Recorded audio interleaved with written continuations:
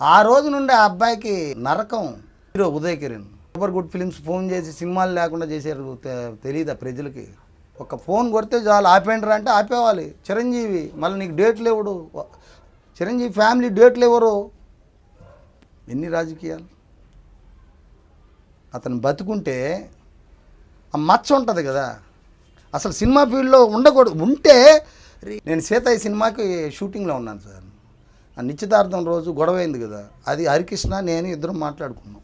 గొడవ అయింది, అప్పటికే మాకు ఇంటిమేషన్ వచ్చేసింది.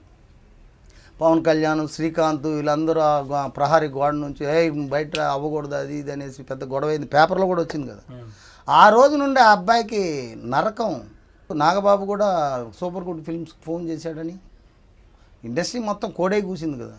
సినిమాలు అంటూ వాడు సినిమాలు ఎవడెవడున్నాడు వెనక్కి వచ్చాడు, తీయకూడదు. ఎంత దారుణం.